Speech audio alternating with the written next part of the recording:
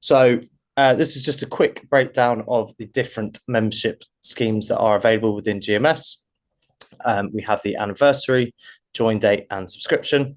The anniversary is more of a seasonal membership. So the start date, for example, would be the 1st of September, and that will last for the season till the following next season as the 1st of September. And then the join date membership, whereby an individual will join on a specific date, and that membership will last for a year to that date. And then finally, the subscription membership, whereby it will be a monthly rolling subscription, which will not end unless you, the club, or the member themselves look to cancel that membership. So there are all sorts of different configuration rules that can be applied, restrictions around age and so forth, member, non-member, gender role and so forth. There's family caps as well available in there. Again, the payment schemes, there are sort of some different options along here.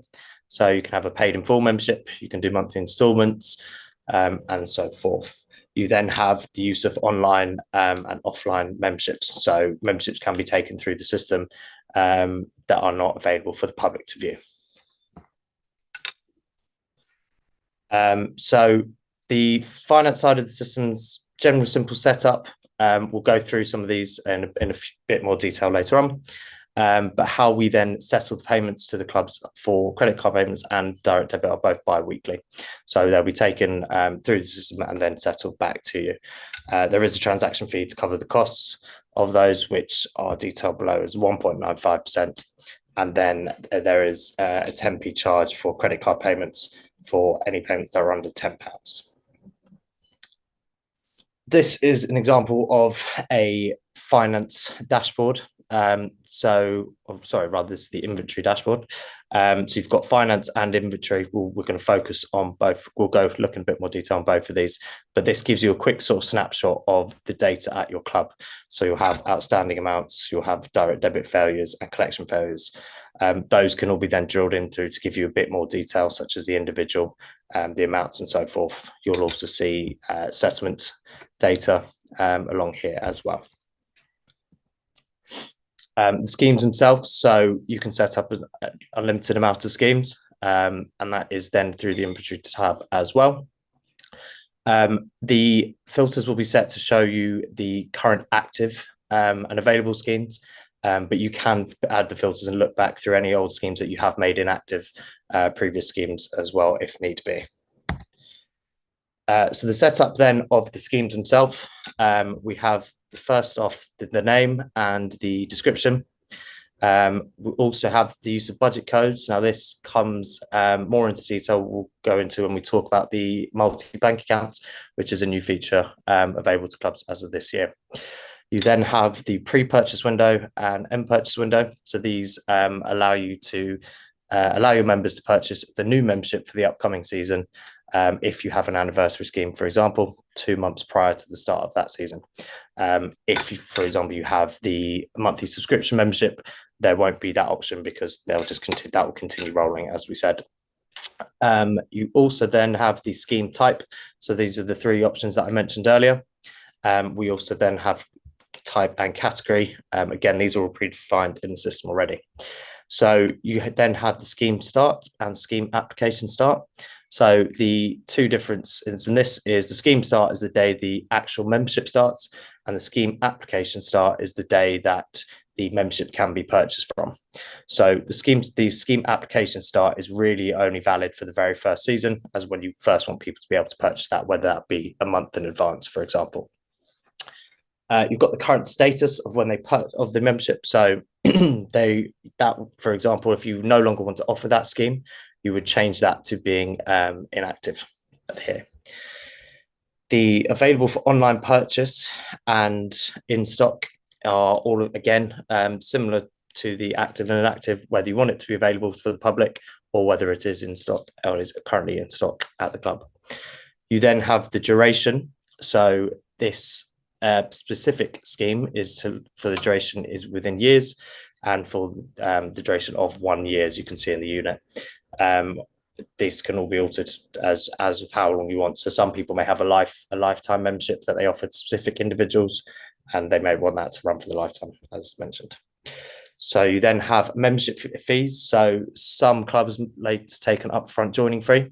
Again, this is completely optional, and that's simply you input the nominal amount in there, and that will then be taken up front when the individual purchases their membership. Down the bottom, we have the price point. So here you will create the pricing for the membership. So something to bear in mind is if you are setting up a monthly scheme, it is a new subscription every month. So you need to input the price of what they pay monthly there rather than the upfront, than the whole cost of the year. So if the membership is for £1,200, you put it as 100 there. To change those prices, so for example, the new coming season, you wanted to increase by 15%, you would simply add a new price on the top right hand corner there, and then you input the new price and the date you want that to be effective from.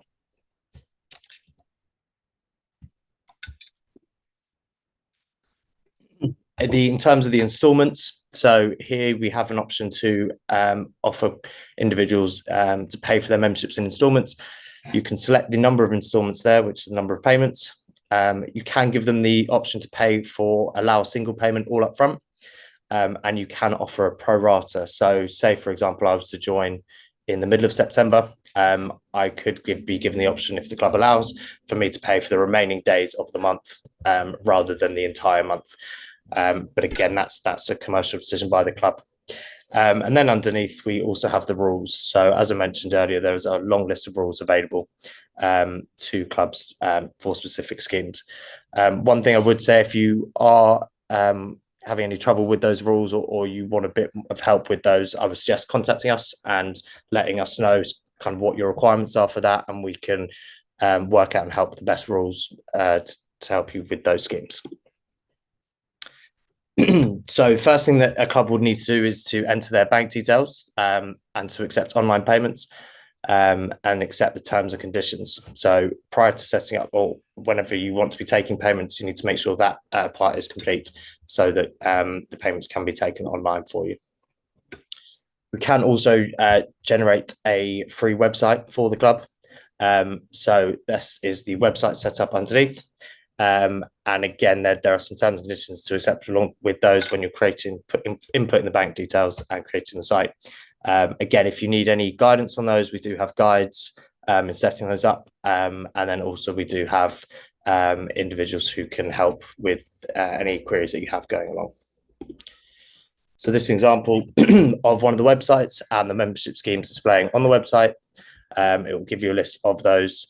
If you go to organisation profile within your club now, you do have deep links to both these and sign in for your specific club. So you can offer those, for example, those QR codes, you can have those posted around the club and individuals can use those, or you can send those out by an email for people to register or buy the memberships. Or there are different options available on mobile as well. As we can see here, this goes through the process for you there. So everything is mobile automated as well. We then have the settlement section within finance. So as I mentioned earlier, we'll settle bi-weekly to the clubs, and these will be your settlement batches, which you can then drill through, and they will give you the information such as all the list of individuals and the memberships they purchased and the payments and so forth, and what's been settled to the club. So I'm just going to move this out of the way. This can also, apologies. This can also be exported. So you can export all that data as well. This is an example then of that export, and it will give you the information that is included within that settlement batch. You then have the membership dashboard. So within here, it gives you a breakdown of all your schemes on the left-hand side, and it will tell you number of active members, pending, lapsed, suspended, and so forth. You also have a breakdown of specific schemes and all of those schemes together. So this is your members in total that you have active, pending, and so forth. Again, you can drill through any of these and it will give you a lot more information as well. Within then the members tile, you also have the membership list. So it's similar to the information that's displayed on the dashboard. It just gives you a lot more detail and you can then drill down to specific individuals. Like all the grids within GMS, they do have filter options in the top right-hand corner here. So this little arrow here, you can drop that filter down and you can start adding queries. So say, for example, you only wanted to see the junior player scheme and the honorary life members, you can filter on those specific memberships only, and that will remove any of those other individuals that have different schemes. So then if we go to the multi-bank accounts, as I mentioned, we're now allowing clubs to have multiple bank accounts set up within the clubs so that you can take payments and settle those to your different bank accounts. Originally, we were only using clubs to have one of those. So with these, there's also the use of budget codes. So you would then create budget codes for example, bar, food and beverage, so forth, membership sales, and then with these, then you can choose which products belong to which budget codes, and then which budget codes should be settled to which account. So it should make things a lot more simpler in terms of the breakdown of all your, being able to filter and break down where the money is going to where. So here is an example of creating new budget codes. And as you can see down the bottom, you can now select which account type you would like to settle, those products to be settled to. Again, this is a bit more detail on the setup of the product categories here. So we're now creating a specific product category, and we will then define which budget code that is settled to. So there could be an endless list of those. It could be kits, season tickets, anything that you wish. As you can see on the right-hand side here of the page, you've got quite a lot of examples there that we have set up.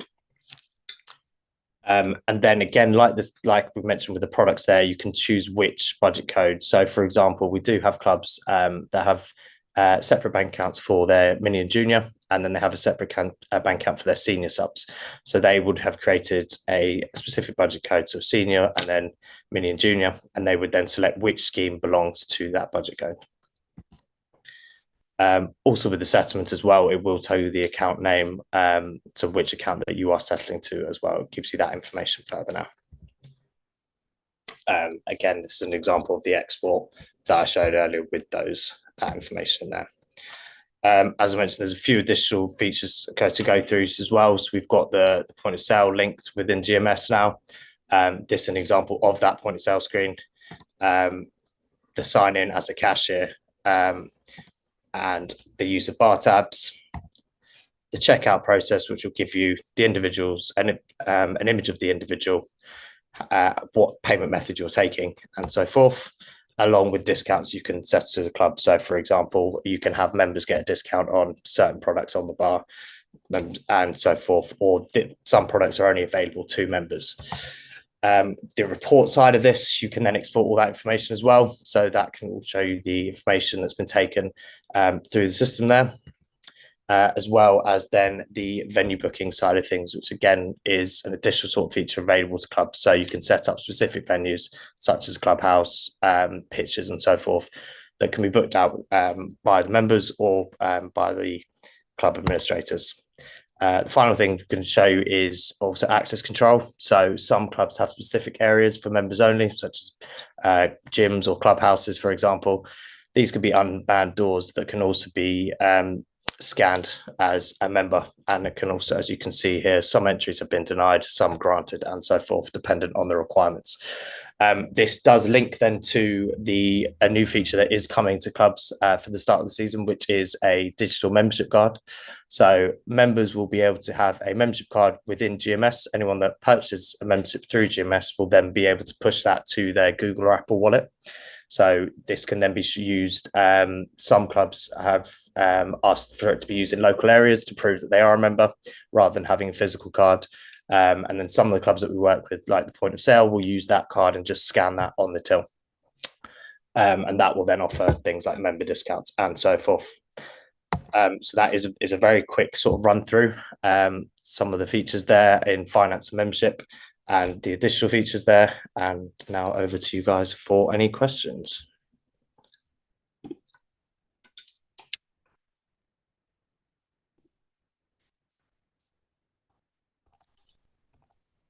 Any questions then for Dan, guys? You've obviously seen some good bits of information there. Gareth, over to you, mate. Can you hear me? Yeah. For a minute I thought that we were muted and we wouldn't be able to come off mute, and that's why.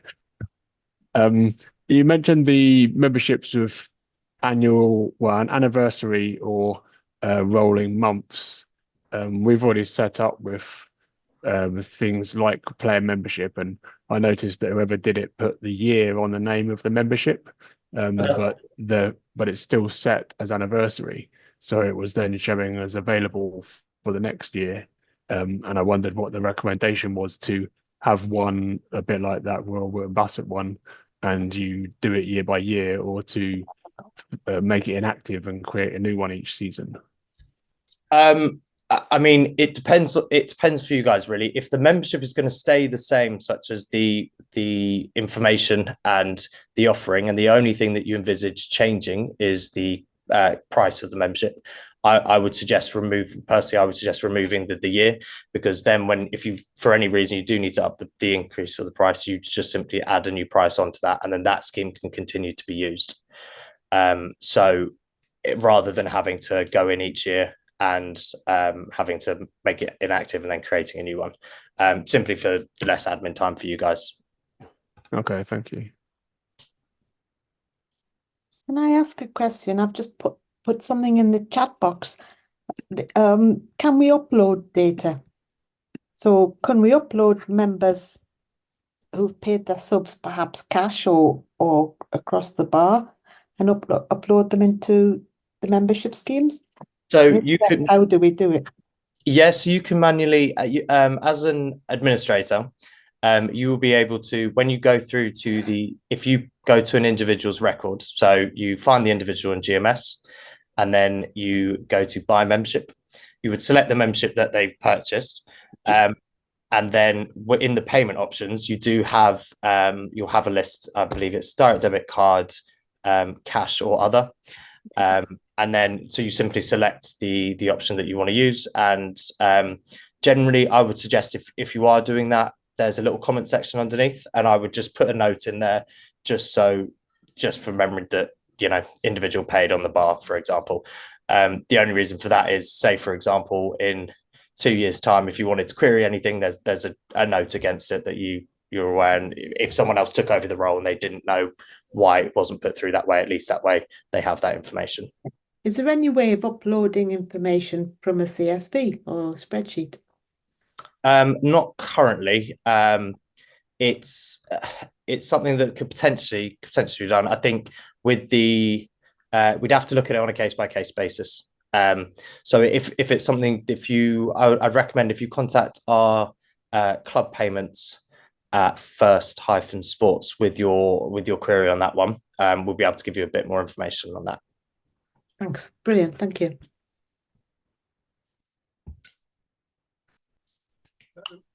Am I right in thinking? I had a couple more if it's okay, Dan. We don't need a till. We can utilize your system. Is that what you're saying? Sorry, to repeat that. So the club operates a membership card with discounts on the till. Mm-hmm. Am I right in thinking that this could possibly replace it? Yeah. There are additional features available to clubs. So if you'd like, we can give you a bit more information on that, and give you a quick chat about that one at a later date. It's more making clubs aware of what else is available to them as within that links obviously with the membership within GMS. Right. Okay. Thank you. Sorry, I snuck in late. I do apologise. So do we need additional hardware then? So is the hardware available from you, or you can use an iPad or? Yeah, I mean, there's all sorts of different options. So some clubs that we work with have used their current hardware. Some clubs have bought new hardware, and some clubs simply use things like tablets and so forth. So yeah, there are quite a few different options available. It's probably one that we can have a chat with you at a later date if you want to know a bit more information about that. But yeah, that's not a problem. So do they actually run on a card reader as well? So we can fully function the bar through this system, through a card reader, payments made, and that'll go back to who's actually purchasing the products. So we can. Yeah. So it's a full end to end.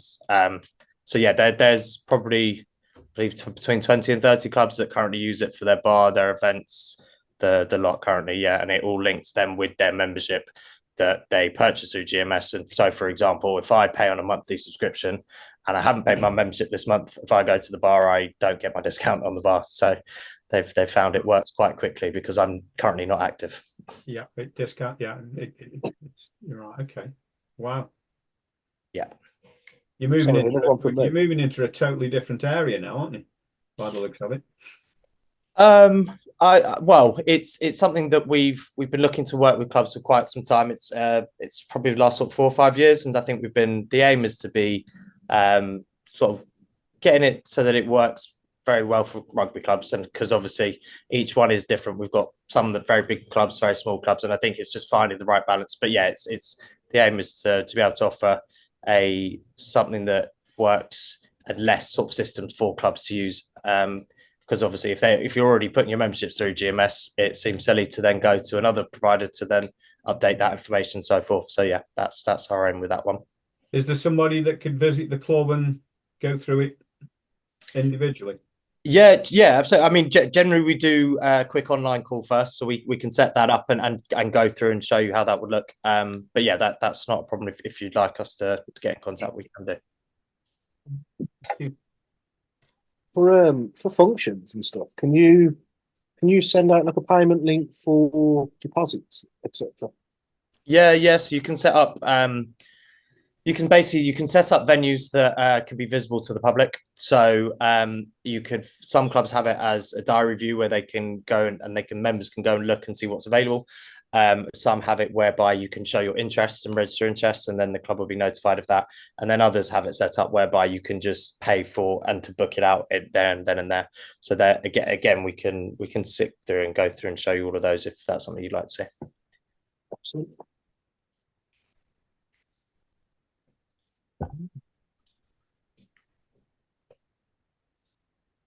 Wow.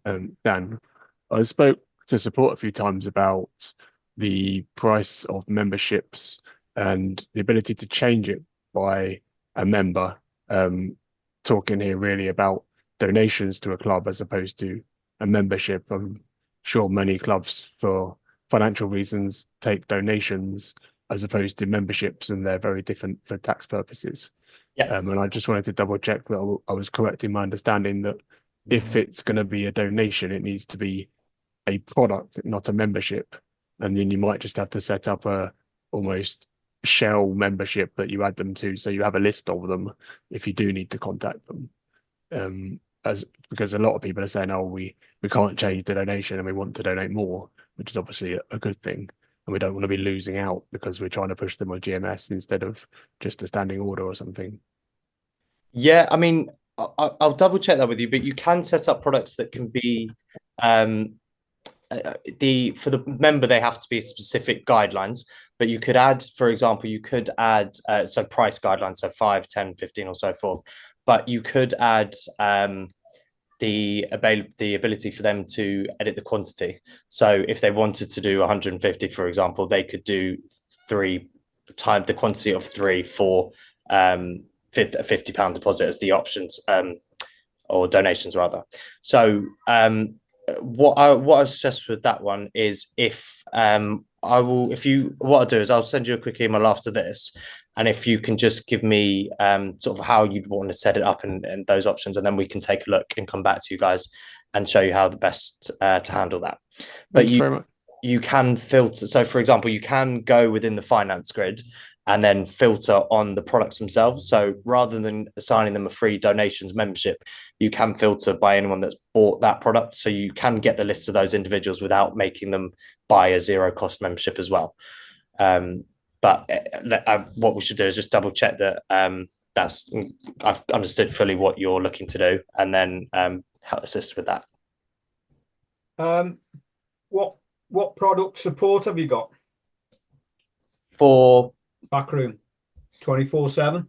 No, it's not 24/7, but we do offer obviously the time that most of these bars and club bars and things like that are open, we do offer extended support for those. The support does directly come through us, so you would raise it with our support rather than in Scrum. So you contact the club directly, and then contact us directly, and then we will contact you or the club.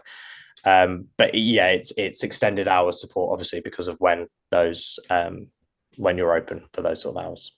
Right, okay. Any credit limits? What do you mean? Sorry. Well, when you have card readers and things like that, sometimes there's a credit limit on them, an upper limit of 10,000, 5,000. Not that I'm aware of. I will double check, but we've not had an issue so far with any of the clubs. So I will confirm that for you. But I mean, if you have an event, we came across it because we had an event that we suddenly overshot the limits. Okay. And once we'd extended them, happy days, but it was actually knowing that it was going to be there. Yeah, we haven't encountered it as of yet, but I will double check it. I can confirm that for you. But yeah, I don't think that should be a problem. But it's not one that's come up before. Yeah. Okay.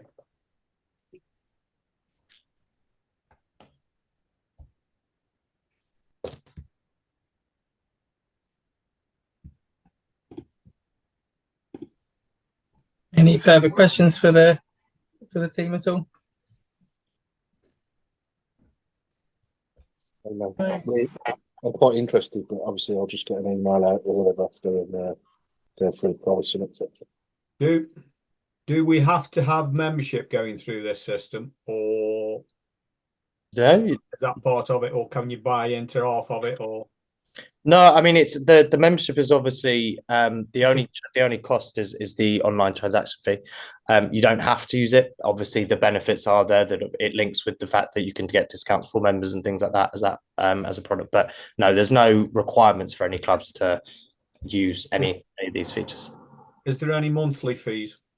There is, yeah. Again, we can get all that information over to you on sit down and have a chat with you guys and go from there. Yeah. Wow. All good then. Cool. I think that's all the questions. Thanks for dropping on, guys. Sounds like you've had a useful session and got the answers you need.